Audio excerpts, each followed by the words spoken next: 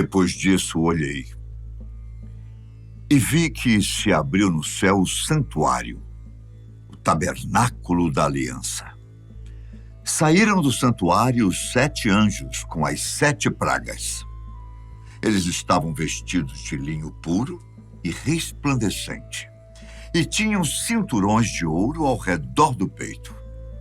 E um dos 4 seres viventes deu aos 7 anjos 7 taças de ouro cheias da ira de Deus, que vive para todo sempre. Bem-vindos ao canal Fatos Desconhecidos. Eu sou Ivan Lima e é um prazer ter a sua companhia. Entre os anos 93 e 96 depois de Cristo, o apóstolo João estava exilado na ilha de Patmos, quando teve uma revelação sobre o fim dos tempos.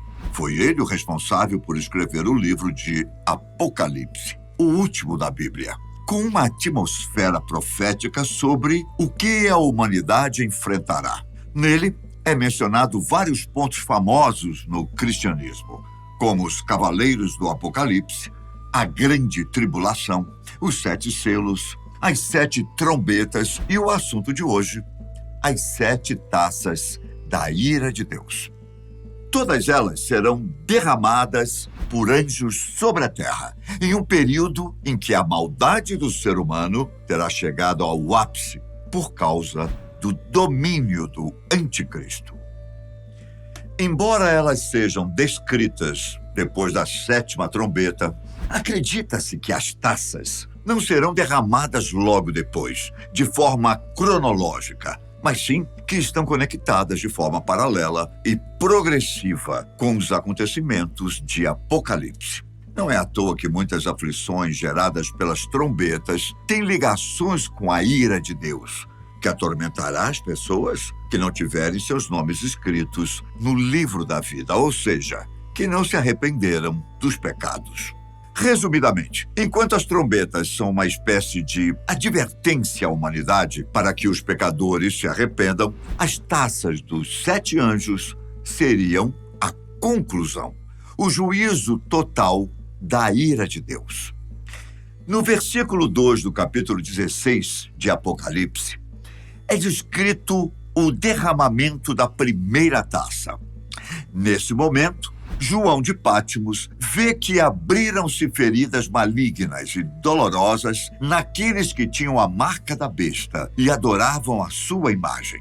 São feridas incuráveis que representam toda a agonia e sofrimento do ser humano que vive sem Deus. Essas pessoas que receberão a marca da besta não são apenas um grupo específico, mas sim todas aquelas que terão envolvimento com o anticristo durante o fim dos tempos.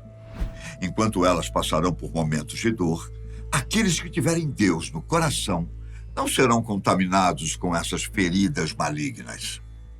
Depois disso, a ira do Criador continua com o derramamento da 2ª taça, descrito no versículo 3 de Apocalipse 16. O 2º anjo derramou a sua taça no mar, e este se transformou em sangue como de um morto, e morreu toda a criatura que vivia no mar.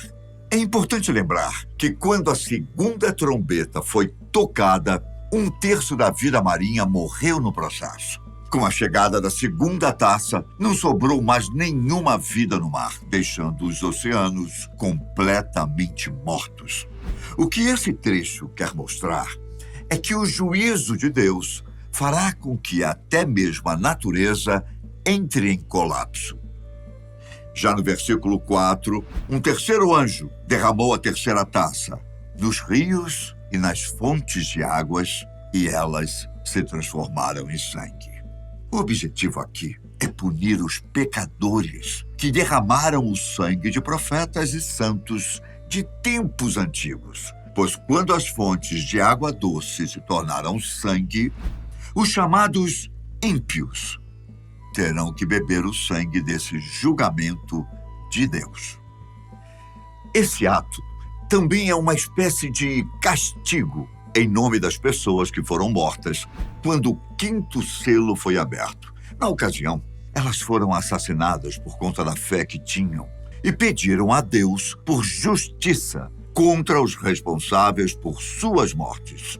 Neste momento, com a terceira taça, as orações finalmente são respondidas. E o anjo diz que os juízos de Deus são justos e verdadeiros.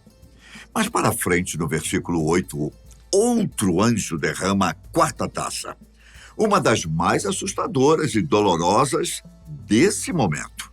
É dito que a taça é derramada no sol e foi dado poder ao sol para queimar os homens com fogo. Assim que esses pecadores sofrerem queimaduras pelo forte calor, João vê que eles vão amaldiçoar o nome de Deus e não se arrependerão das atitudes erradas que tiveram em vida. É curioso pensar nessa situação, não é? Por mais que o castigo esteja na frente das pessoas, causando dor e sofrimento, ainda assim, elas estão cegas o suficiente para desrespeitar o nome do Todo-Poderoso. É por isso que esse seria mais um castigo relacionado com as trombetas, mais especificamente no momento em que o sol ficou escuro na quarta trombeta. Esse ato cósmico teria sido uma espécie de alerta de Deus para a humanidade buscasse o arrependimento. Mas como não haverá mudanças por parte de alguns, o Criador fará com que o sol brilhe mais uma vez para queimar os pecadores. Essa recusa do arrependimento continua nos versículos 10 e 11, no momento em que a quinta taça é derramada. Nesse estado, o sofrimento da humanidade é praticamente inimaginável.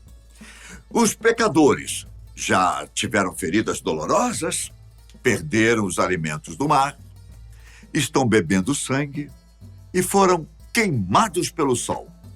Agora, a quinta taça é derramada sobre o trono da besta, cujo reino ficou em trevas. De tanta agonia, os homens mordiam a própria língua e blasfemavam contra o Deus do céu, por causa das suas dores e das suas feridas. Contudo, recusaram-se a arrepender-se das obras que haviam praticado. Assim como as várias metáforas no livro de Apocalipse, podemos supor que o trono da besta não é um trono propriamente dito, mas sim o centro do governo do anticristo. Sendo assim, quando a ira de Deus alcançar essa sede de poder, o desespero tomará conta da humanidade, já que esse será um grande ataque ao líder admirado pelos pecadores. Ainda que o anticristo seja humilhado no processo, a passagem reforça que não haverá arrependimento. E mesmo com suas línguas feridas, as pessoas continuarão tendo forças para ofender o nome de Deus. E então eu te pergunto, até que ponto vai a estupidez humana, hein? Para não perceber o melhor caminho quando ele está bem ali, logo à frente. Como veremos com o derramamento da sexta taça, essa ignorância ainda vai longe. Ela é derramada em cima do rio Eufrates, fazendo com que as águas sequem para preparar o caminho dos reis do Oriente, que vão marchar em direção à própria destruição. Neste momento, o mundo será preparado para o Armagedon, a grande batalha das forças do mundo contra Israel. Então vi saírem da boca do dragão, da boca da besta e da boca do falso profeta 3 espíritos imundos, semelhantes a rãs. São espíritos de demônios que realizam sinais miraculosos. Eles vão aos reis de todo o mundo, a fim de reuni-los para a batalha do grande dia do Deus Todo-Poderoso. Além dessa passagem, o versículo 16 diz ainda que os 3 espíritos reuniram os reis do mundo em um lugar que, em hebraico, é chamado justamente de Armagedon. A palavra é derivada da junção de duas expressões. Har, que significa montanha em hebraico, e Magedon, que pode ser traduzido como Megido. Junte as duas palavras e temos montanha do Megido. No Antigo Testamento, mais especificamente no livro de Juízes, esse foi o local em que o próprio Deus derrotou os inimigos do seu povo. E como foi visto por João de Pátmos, este é o lugar em que Jesus e Satanás se enfrentarão definitivamente. É por isso que este é considerado um dos momentos finais da grande tribulação, quando o próprio Cristo retornará para salvar os fiéis e acabar de vez com o anticristo. Mas antes que a paz reine no mundo, ainda haverá mais uma taça a ser derramada, a 7ª taça da ira de Deus. Se as outras foram horríveis, não é exagero dizer que essa será a pior de todas, uma vez que está relacionada com o momento mais brutal que a humanidade enfrentará. A 7ª taça, meu caro, descreve o juízo final. Do versículo 17 ao 21, é dito que um anjo derramará a taça no ar, e uma forte voz, a voz de Deus, será ouvida no céu dizendo: está feito. Quando isso acontecer, haverá relâmpagos, vozes, trovões e um forte terremoto, mais poderoso que qualquer outro que tenha acontecido desde que o ser humano pisou na Terra. As montanhas desaparecerão. As ilhas serão inundadas, as cidades do mundo serão destruídas e Jerusalém será dividida em 3 partes. Já em relação à humanidade, os pecadores enfrentarão enormes pedras de granizo de cerca de 35 quilos cada uma. Essa terrível chuva será extremamente dolorosa e mesmo com o castigo acontecendo, as pessoas continuarão falando mal de Deus. Por mais que seja um cenário assustador, a 7ª taça também representa o final de todos os momentos turbulentos e o início da eternidade. Os céus e a terra, como conhecemos, deixarão de existir para dar lugar a um novo ambiente, com uma nova terra e novos céus. O que podemos tirar disso tudo é que o tempo é o nosso maior presente. E também o nosso maior alerta. Não temos certeza de quando os eventos do Apocalipse terão início. Porém, sabemos que ainda há tempo de aproveitar a oportunidade de aceitar Jesus Cristo e se arrepender dos pecados. Até o momento das trombetas, ainda haverá uma espécie de convite e alerta para o arrependimento. No entanto, parece que a oportunidade terá sido deixada para trás na ocasião das taças e sobrará apenas a ira do Criador. E para você, acha que os eventos de Apocalipse estão prestes a acontecer?